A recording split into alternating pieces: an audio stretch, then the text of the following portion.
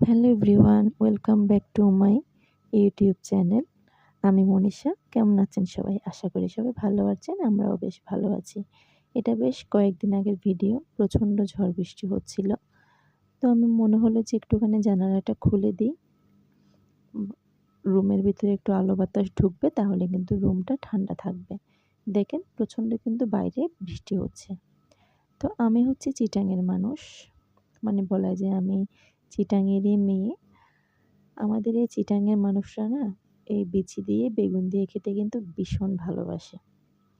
যদি আমার এই ইউটিউব চ্যানেলের মধ্যে কোনো চিটাংয়ের মানুষ থেকে থাকেন, তাহলে কিন্তু আমার এই কথাগুলোর মধ্যে তিনি বুঝতে পারবেন এই রান্নাটা কতটা মজাদার।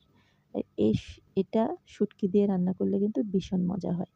আমি হলো শুটকিগুলোকে একটু গরম পানিতে সিদ্ধ করে নিয়েছি। দেখা যায় যদি সিদ্ধ না করি তাহলে শুটকিগুলো পরিষ্কার হতে চায় না। আর যদি সিদ্ধ করে নিই তাহলে কিন্তু অনেকটা বেশি সহজ হয় পরিষ্কার করতে। তো এখানে হলো আমি পেঁয়াজ দিয়ে দিয়েছি, রসুনও দিয়ে দিয়েছি। পেঁয়াজটাকে একটু লাল লাল করে ভেজে নিব। তারপরে হলো আমি এখানে যা যা মশলাপাতি লাগে সব কিছু কিন্তু এক এক করে দিয়ে দিব। মশলাপাতি হলো হলুদ, মরিচের গুঁড়া, জিরার গুঁড়া, এই আর কি। মানে সবাই তো কম বেশি রান্না সবাই করেন। নিজের পরিবারের মানুষজন যেহেতু থাকে রান্নাবান্না তো করতেই হয়। তো আমি আমারটা শেয়ার করছি আপনাদেরকে।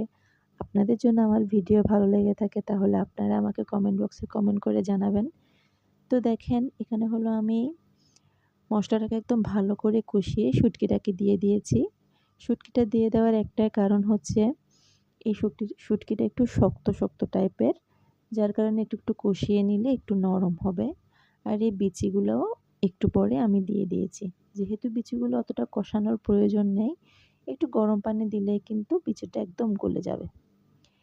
এই খাবারটা যে চিটাঙের মানুষরা যে কত বেশি পছন্দ করে, সেটা আমি কিন্তু বলে আপনাদেরকে বোঝাইতে পারবো না ভিডিওর মধ্যে। এটা আমাদের চিটাঙের মানুষের অনেক বেশি প্রিয় একটা খাবার।